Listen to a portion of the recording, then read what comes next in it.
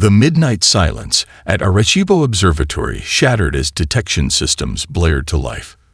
Dr. Elena Reyes knocked over her lukewarm coffee, eyes fixed on the monitor's impossible readings. "That can't be right," she whispered, fingers flying across the keyboard. The signal wasn't random cosmic noise. It pulsed with mathematical precision, a perfect series of prime numbers followed by what appeared to be spatial coordinates. Elena had dedicated her career to SETI, enduring years of ridicule from colleagues who considered her work a scientific dead end. Now, at 2:17 a.m. on a Tuesday, vindication flashed across her screen in rhythmic bursts of radio waves. "System error," muttered Dr. Marcus Chen, the night shift supervisor, rubbing sleep from his eyes. "Run diagnostics." "Already did." "Twice." Elena's voice trembled. "It's real, Marcus." Within hours, the observatory hummed with activity. Scientists who'd been sleeping were now hunched over workstations, verifying the signal from multiple arrays. By dawn, 4 other radio telescopes across the globe had confirmed the reception. The pattern repeated precisely every 19.47 minutes, containing what could only be described as information packets, densely encoded bursts that hinted at artificial origin. If this is first contact, why aren't they using simpler math? Questioned Dr. Yamamoto from Japan Space Agency, joining the rapidly expanding video conference. Prime numbers, yes, but these quantum encryption patterns are extraordinarily complex. Elena's revelation hit her as she analyzed the signal's degradation pattern. "Because it wasn't meant for us," she said slowly. "The message has been repeating for approximately 47 years, losing coherence as it travels. We just happened to intercept it." The international team worked for 72 hours straight, fueled by adrenaline and the knowledge they were making history. When the breakthrough came, it wasn't from the most sophisticated AI analysis, but from Dr. Elena's old-fashioned approach, looking for patterns the human brain was uniquely equipped to recognize. "It's a distress call," she announced to the silent room. These numerical sequences conform to universal physical constants that any advanced civilization would recognize. This section describes a star system with specific stellar coordinates, and these patterns, she pointed to a repeating sequence, match the entropy patterns of a dying star. "You're suggesting someone out there is asking for help." The NASA representative looked skeptical on the video feed. "Not asking us," Elena clarified. "This message uses quantum communication principles we've only theorized about. It's like stumbling across a sophisticated SOS while we're still using smoke signals. Whoever sent this had no expectation Earth could receive it, let alone respond." The implications settled heavily across the room. Humanity had been accidentally eavesdropping on an alien conversation, a desperate plea from one advanced civilization to another. When the message's coordinates were finally mapped, the truth became undeniable. The signal originated from a star system 47 light-years away, a red giant in the early stages of collapse. If Elena's analysis was correct, whoever sent the message was facing extinction. "So what now?" Marcus asked, voicing the question no protocol could answer. "Do we just listen?" Elena stared at the coordinates pulsing on the screen. "No," she said quietly. "We respond." "How?" someone asked. "We can barely reach Mars." Elena's gaze never left the screen. "I don't know yet, but if we ignore this, what does that say about humanity? That we heard someone drowning and simply walked away?" No one had an answer to that. 3 weeks after Elena's discovery, she found herself in a sterile conference room at the United Nations, surrounded by military uniforms and expensive suits. The room buzzed with tense conversation in a dozen languages. "Absolutely not." General Richards of the U.S. Space Force slammed his fist on the polished table. "We barely have interplanetary capability. Even with the Prometheus, we're talking about a suicide mission." Elena clutched her tablet, fingernails digging into the protective case. The simulation she prepared played on the massive screen, showing the alien star's accelerating collapse. Based on spectral analysis, she explained, voice steady despite her racing heart. They have less than 8 months before total system failure. The Chinese delegate adjusted her glasses. Dr. Rice, your passion is admirable, but China agrees with General Richards. The technology required for such a journey is theoretical at best. Not theoretical, a new voice cut through the debate. All heads turned toward Admiral Hiroshi Tanaka, the Prometheus commander, standing at the back of the room.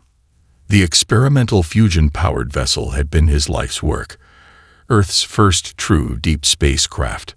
The space-folding drive was successfully tested last month, Tanaka said, walking toward the center of the room. Limited scale, but the principles are sound. Successfully tested at 1 light hour, scoffed the Russian general. Not 47 light years. Tanaka's weathered face remained impassive. The mathematic scale. And the risk? Asked the Secretary General. Incalculable, Tanaka admitted. But so is the opportunity. He approached the holographic display, manipulating it to show the Prometheus, sleek and gleaming in its orbital dock. For all our history, we've asked the same question. Are we alone? Now we know we're not. His finger traced the ship's profile.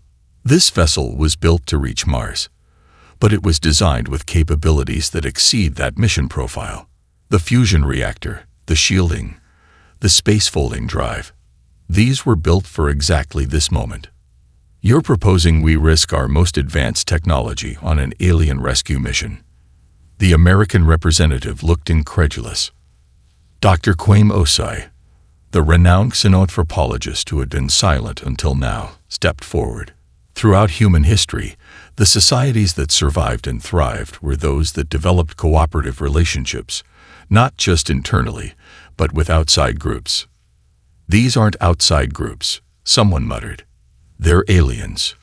Sentient beings, Osai corrected, capable of creating technology beyond our current understanding, who are facing extinction.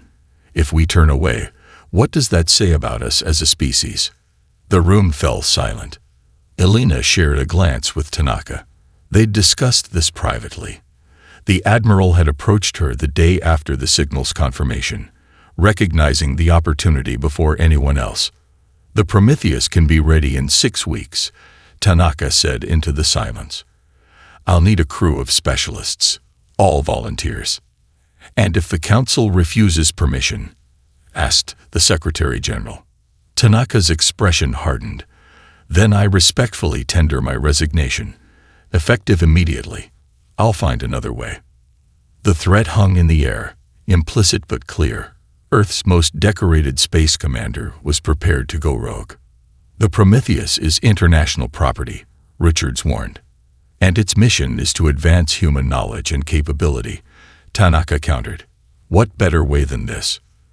The council adjourned without decision, but as Elena gathered her materials, she overheard the Secretary General whispering to her aide. Draft the approval. Limited release, classified protocols. She glanced at Elena. And get me a list of potential civilian specialists, starting with Dr. Reyes. Elena's hands trembled as she packed her tablet. Adventure wasn't what she'd sought when studying astrophysics, but now the stars themselves were calling. And she intended to answer. Initiating fold sequence in 5, 4.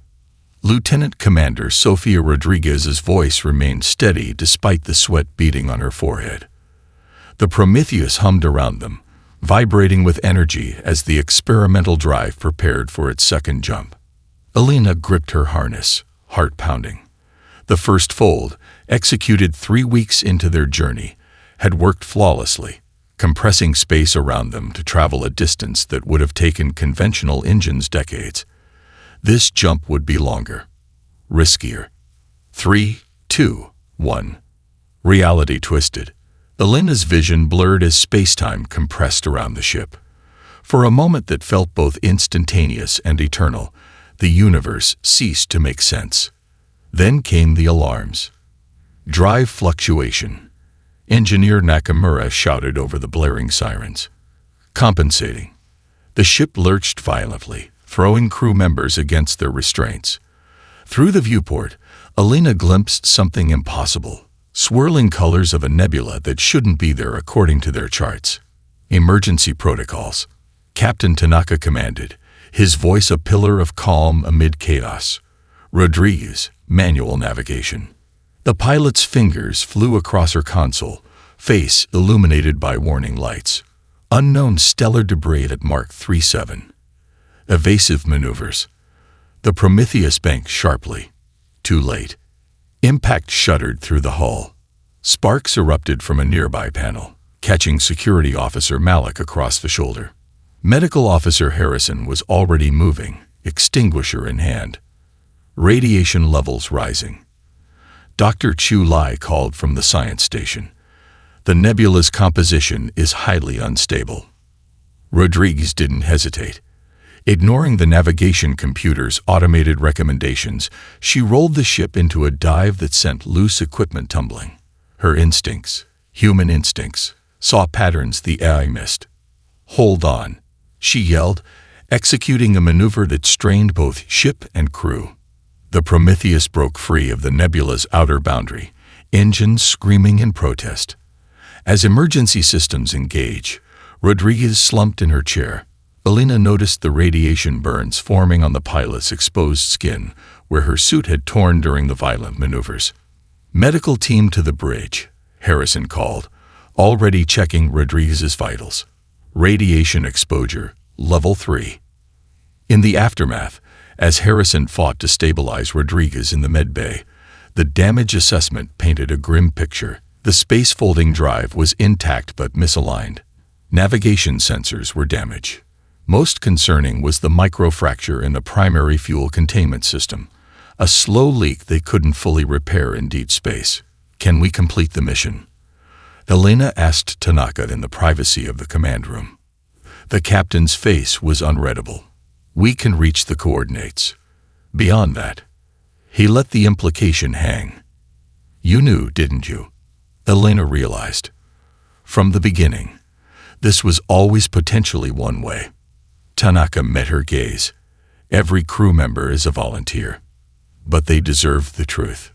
They knew enough to make their choice. His expression softened slightly.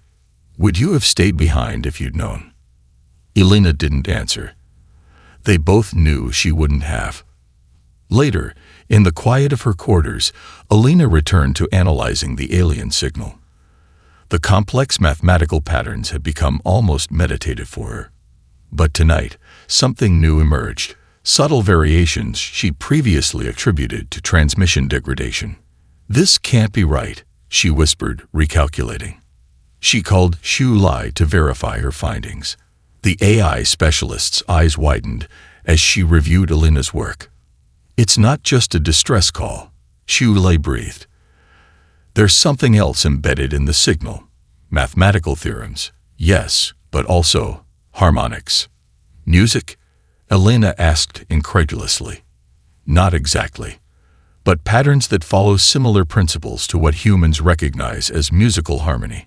Chu Lai's expression was one of wonder. Whoever sent this wasn't just asking for rescue. They were sharing their culture, their art. Elena stared at the scrolling data. They'd set out to save an alien civilization. She hadn't expected to find its soul. "Final approach coordinates locked," Rodriguez announced, her voice weaker than before. The radiation treatments had kept her alive, but couldn't heal all the damage. Still, she'd refused to relinquish her post. Through the main viewport, the dying star loomed massive and angry, a red giant hemorrhaging plasma in spectacular solar flares. Debris from shattered planets formed an asteroid field that glittered with reflected crimson light. And at the center, impossible, beautiful, alien, hung the structure. "My God," breathed Officer Malik. City-sized didn't do it justice. The crystalline construct resembled a massive snowflake made of translucent blue-white material, with fractal spires extending outward in geometric perfection. But even from a distance, they could see the damage. Entire sections darkened, structural fractures visible across the once perfect symmetry. "Life signs?" Tanaka questioned. Chu Lai studied her readouts. "Present, but Unusual. If these readings are correct, the entire structure is semi-organic. The distinction between inhabitants and habitat is blurred. We're being scanned, Nakamura reported. Very low energy signature, but definitely artificial. Elena activated the communication system they'd prepared during the journey, a modified version of the signal pattern they'd received, adjusted to indicate peaceful intent. Nothing. After 3 attempts, Tanaka made the decision. Prepare the shuttle. First contact team. Rise, Malik, Harrison, Nakamura. Sir, Malik objected, security protocols suggest. This isn't a military operation. Officer, Tanaka cut him off. We're answering a distress call. The approach to the structure revealed docking areas clearly designed for vessels unlike their own. Nakamura guided the shuttle toward what appeared to be a damaged port, crystalline doors frozen half open.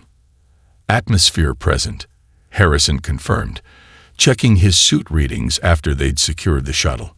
Primarily nitrogen-oxygen, but with trace elements I can't identify. Masks recommended. They stepped through the breach into alien architecture that defied human understanding.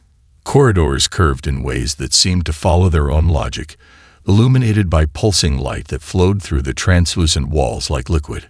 It's dying, Elena whispered, noticing how the light dimmed and stuttered in places. The entire structure is powered by directed stellar energy, Nakamura theorized, scanning the walls. As the star fails, so does their power source. They followed a particularly strong light current, moving deeper into the structure. The passages widened into what appeared to be a vast chamber where light streams converged into a central pool. That's where they found the first lumina. The crystalline being stood taller than a human, its transparent body faceted like a diamond but flowing like water where it moved. Light pulsed within it in complex patterns, weakly, stuttering. When it noticed them, the patterns intensified in what could only be shock. Harrison instinctively stepped forward, medical scanner extended. It's in distress, he said simply. The lumina retreated, light patterns quickening in what seemed like alarm. Elena activated the translation algorithm they'd developed during the journey, projecting light patterns similar to those they'd observed within the alien's body. The lumina froze, then slowly approached. Its inner light formed patterns that pulsed in response, attempting communication. Their translation device captured the patterns, struggling to interpret. Fragments emerged. Unknown. Physical. Why here? Elena tried again, simplifying the patterns to basic mathematical sequences. This time, the response was stronger. Different beings, separate, not called you. We intercepted your message, Elena explained through the light patterns. We came to help. The translation wasn't perfect, but the lumina's response needed no interpretation. Its entire crystalline form brightened in what could only be described as astonishment. More lumina appeared, dozens flowing into the chamber, their weakened light patterns communicating rapidly among themselves. I think, Harrison said quietly, we just surprised them. They expected someone else, Elena realized. Allies who never came. The first lumina approached Elena, its light forming new patterns. The translator struggled, but 3 words came through clearly. Why? Help. Strangers? How could she explain humanity's contradictions, their violence and compassion, their selfishness and sacrifice? Elena's answer was simple. Because we heard you calling. The luminous light pulsed once, brightly, then dimmed as if in contemplation. First contact had been made, but the real challenge was just beginning. 48 hours after first contact, Elena stood before a holographic display with Nakamura and a lumina they'd come to call Resonant Harmony, a rough translation of its light name. Their translation algorithm had improved rapidly with Shulai's adaptive programming. Your star's degradation isn't natural, Nakamura explained, pointing to energy patterns displayed in the hologram. These patterns show systematic extraction, not random stellar decay. Resonant Harmony's light pulses intensified. We know. The void consumes. The void? Elena asked. The luminous form shifted, creating a projection from its own crystalline body, a massive dark structure, geometrically perfect, surrounded by what appeared to be energy collection arrays larger than planets. Ancient, intelligent, hungry. The translation came through clearly now. It harvests stars throughout our sector.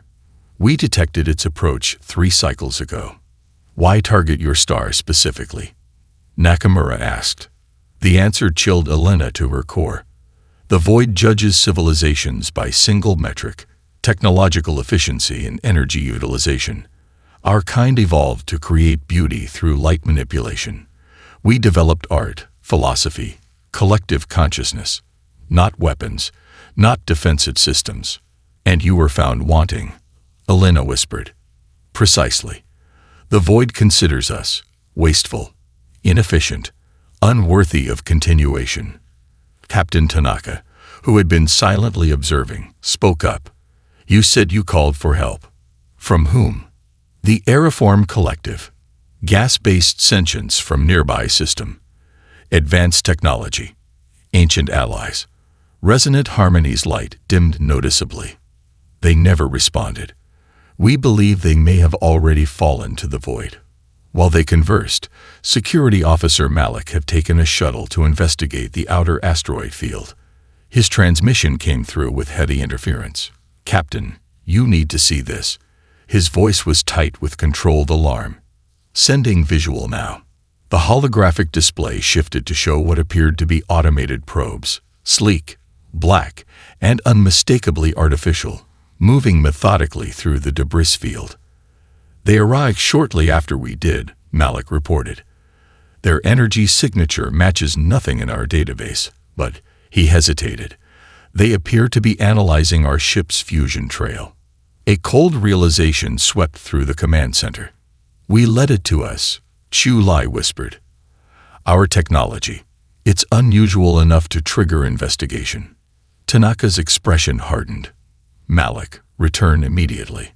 Minimum energy signature. After Malik's safe return, Tanaka called a full briefing. The Lumina High Council, 7 crystalline beings whose light patterns synchronized in mesmerizing harmony, joined them. The situation is worse than we thought, Tanaka stated bluntly. The void isn't just threatening the Lumina. Its scout probes are tracking our energy signature. Meaning what, exactly? Harrison asked. Meaning, Elena said, the implication's clear. It might follow us back to Earth. Your fusion technology, the lead council member communicated, is efficient but detectable. Different from standard methods in this sector. The void categorizes, evaluates. It will investigate any anomaly. So we've painted a target on our homeworld, Malik said grimly. Not necessarily, Nakamura interjected, studying the Lumina's records of the void's behavior patterns.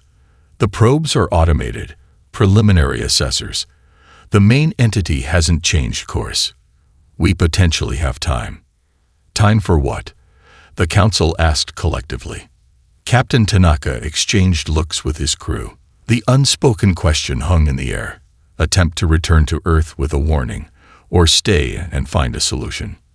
But with the Prometheus damaged systems, the choice was effectively made for them. They couldn't outrun what they had inadvertently awakened. Time to fight back, Tanaka said finally. If we can't warn Earth, we'll have to eliminate the threat. The Lumina's light patterns flickered in what the translation algorithm identified as disbelief. Fight the void. Impossible. It has consumed civilizations far more advanced than either of ours. Elena studied the holographic representation of the massive entity. Maybe that's why it's never been defeated. Maybe it's never encountered a species quite like humans before. What makes your kind different? Resonant Harmony asked. Malik answered with a grim smile. We're too stubborn to accept impossible odds. It's like fighting a hurricane with a water pistol, Malik muttered, reviewing the void specifications from Lumina records. The command center had become their war room. Human technology merged with Lumina crystal interfaces in a hybrid system that would have been revolutionary on Earth. Now it might be their only chance at survival. Not necessarily, Xu Lai said, her eyes reflecting the holographic display. The void isn't omnipotent. It's a system. Complex, ancient, but still a system. During the past week, Xu Lai had immersed herself in the luminous crystalline data archives, absorbing information at a pace that alarmed even Captain Tanaka. Her quarters were now lined with makeshift crystal interfaces, glowing with constant data streams. Every system has vulnerabilities, she continued. The void harvests energy using quantum-entangled collection arrays. It's incredibly efficient, but, Elena prompted. Entanglement is fragile. It requires precise calibration. Xu Lai manipulated the display to zoom in on the void's collection mechanism. If we could disrupt that calibration at a critical moment, create a quantum feedback loop, we might be able to force it to retreat. Resonant Harmony's light patterns flickered in what they'd come to recognize as skepticism. Theoretically sound, but implementation impossible. The void's defenses eliminate threats before they approach targeting range. What if the threat wasn't recognized as a threat? Nakamura suggested, studying the schematics. Your city structure, it's essentially a massive crystal, correct? Capable of channeling and focusing energy. It was designed to collect and distribute our star's energy, yes. Then we repurpose it, Nakamura said, excitement building in his voice. Turn the entire structure into a quantum mirror, reflecting the void's own harvesting beam back on itself. Rodriguez, still weak but insistent on contributing, pointed out the obvious flaw. The city ship would need to be precisely positioned in the star's corona, where the void's harvesting is most intensive. A suicide mission, Malik stated flatly. For a conventional ship, yes, Tanaka agreed. But the Prometheus could position the structure and maintain station keeping long enough to complete the reflection.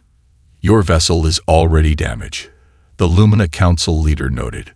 Such maneuvers would likely destroy it completely. Likely, Tanaka acknowledged. His gaze swept across his crew. I won't order anyone. Save it, Captain, Malik interrupted. We're already 50 light-years from home with a leaking fusion core. If we're going down, might as well make it count.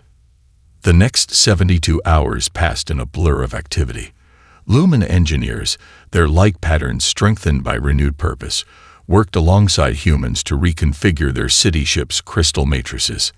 Nakamura and Xu Lai barely slept, fine-tuning the reflection parameters. Elena found herself working directly with Resonant Harmony, their growing understanding transcending the translation algorithm. The Lumina's way of processing information, collective, harmonious, without competitive impulses, was fascinatingly alien to her. Your species is puzzling, Resonant Harmony communicated during a rare quiet moment. You compete even among yourselves, yet cooperate against external threats. You lack collective consciousness, yet share unified purpose. Contradictions make us human, Elena replied with a tired smile. And dangerous, the Lumina observed, light patterns forming what Elena now recognized as curiosity. The void disregarded your potential because your technology appears primitive by its standards. It does not account for improvisation. Its mistake, Elena said simply. On the third day, as final preparations were underway, Harrison approached Elena privately.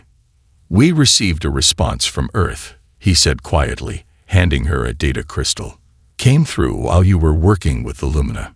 The message was brief, transmitted across light years at enormous energy cost. Just 4 words from mission control. Humanity stands with you. Elena clutched the crystal, throat tight with emotion. They were 50 light-years from home, preparing to challenge a cosmic entity that had consumed entire civilizations with improvised weapons and a damaged ship. But they weren't alone. Approaching optimal position, Rodriguez reported, her voice strained as she guided the Prometheus through the star's violent corona. The ship's shields glowed white-hot, barely containing the stellar plasma that lashed against them. Attached to the ship by energy tethers, the repurposed Lumina city structure trailed behind them, its crystalline form reconfigured into a massive reflector. The once beautiful habitat now resembled a concave mirror, its facets aligned with mathematical precision. Shield integrity at 32%. Nakamura warned from engineering. Core temperature rising. On the bridge, Captain Tanaka stood unnaturally still, eyes fixed on the tactical display. The Void's massive form had altered course upon detecting their movement, accelerating its harvesting process. Tendrils of dark energy now reached into the star like hungry fingers. "It's noticed us," Malik observed grimly. "Good," Tanaka replied. Xu Lai, status of the reflector. In the crystal interface chamber, Xu Lai sat motionless, her hands pressed against the luminescent control surfaces. Over the past days, she'd worked with the Lumina to create a hybrid interface, one that could allow a human mind to directly guide the city ship's energy flows. Alignment at 87%, she responded, eyes closed in concentration. Resonant harmony is coordinating the final adjustments. Around her, a dozen lumina pulsed in synchronized patterns, their crystalline bodies channeling energy through the vast structure. Elena stood at Xu Li's side, monitoring the human-alien connection for signs of neural strain. "The Void has launched defensive probes," Malik reported suddenly, approaching from coordinates 227 by 43. "Evasive pattern Delta," Tanaka ordered. "Rodriguez, maintain our position relative to the harvesting beam at all costs." The ship lurched violently as Rodriguez executed the maneuver, the inertial dampeners struggling to compensate. A support beam crashed down in engineering, narrowly missing Nakamura. "Shields at 21%, he shouted over the comm. "We can't take much more of this." The first impact hit before anyone could respond. One of the Void's probes, sleek and deadly, slammed into the ship's port side. Emergency bulkheads slammed shut as atmosphere vented into space. "Hull breach, Deck 3. Harrison reported from medical, where he was already treating wounded crew members. "We've lost primary life support." "Switch to auxiliary," Tanaka ordered calmly. "Malik, deploy countermeasures." The ship's defensive systems came online, firing pulses of energy that destroyed 2 approaching probes. But more were coming. "They're targeting the tether points," Rodriguez realized with horror. "They're trying to separate us from the reflector." In the crystal chamber, Xu Lai gasped as feedback surged through the interface. "The alignment is destabilizing. We need 3 more minutes to reach full reflection capacity." Tanaka made a decision. "Malik, Harrison, to the shuttles. Prepare for manual tether reinforcement." "Sir, that would require EVA in the Corona," Malik protested. "The radiation levels are unsurvivable." "Yes," Tanaka cut him off. "I'm aware." A moment of silence fell across the comm. "I'll go," Harrison said quietly. "No," Malik's voice was firm. "I've had tactical EVA training. It should be me." "Both of you," Tanaka ordered. "Different tether points. Maximum efficiency." Elena watched in horror as the 2 men donned emergency EVA suits, woefully inadequate for the stellar environment they were about to enter.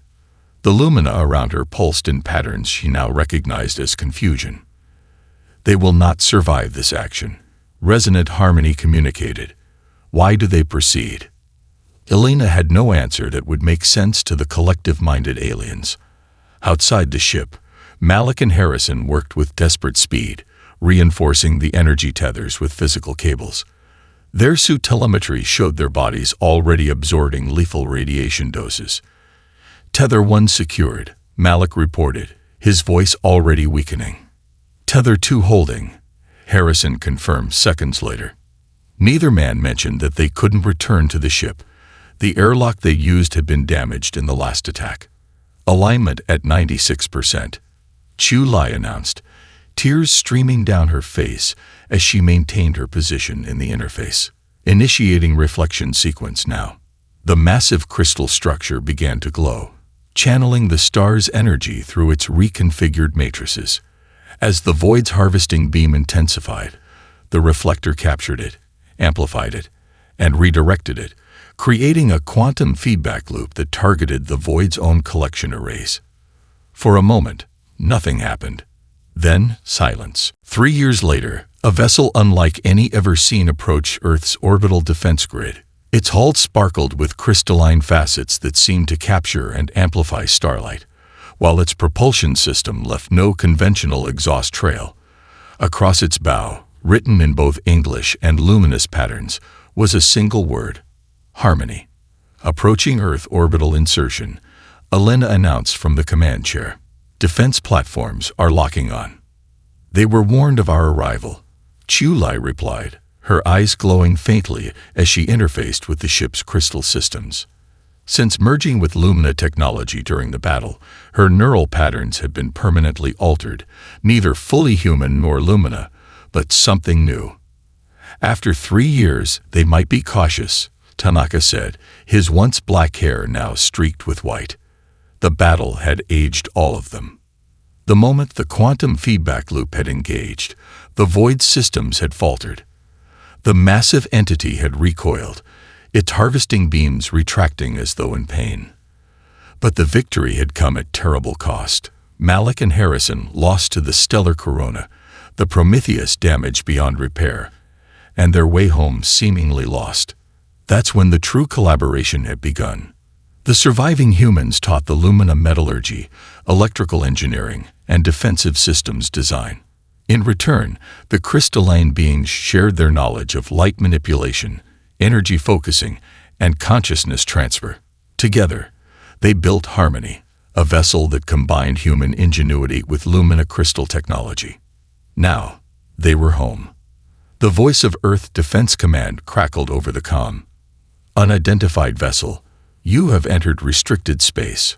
Identify immediately. Earth Defense, this is Captain Elena Reyes of the Harmony. She responded, the title still feeling strange. Verification code Sierra.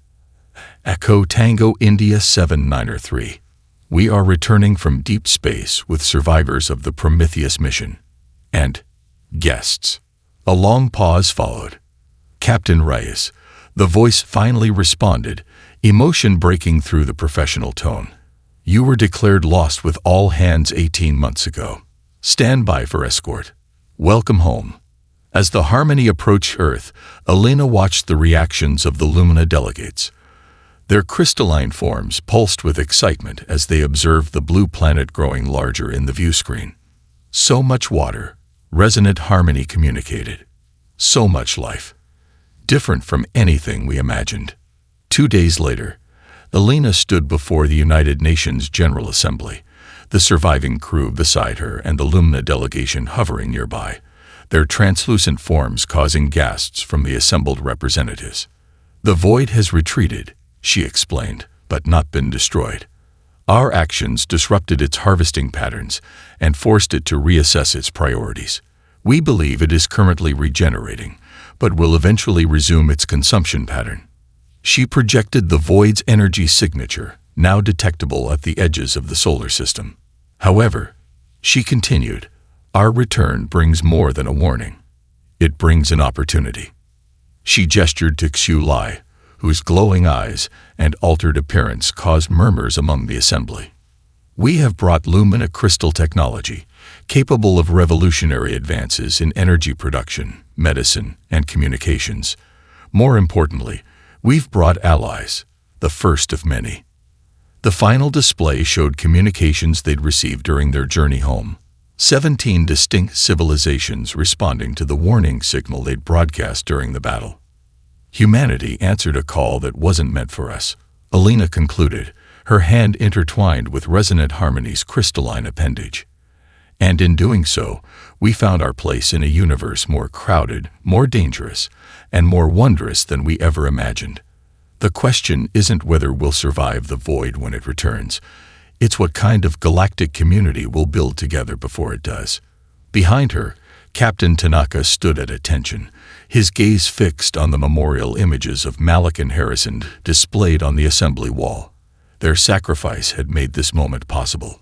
A distress call not meant for Earth. Humans who responded anyway. And a future now forever changed.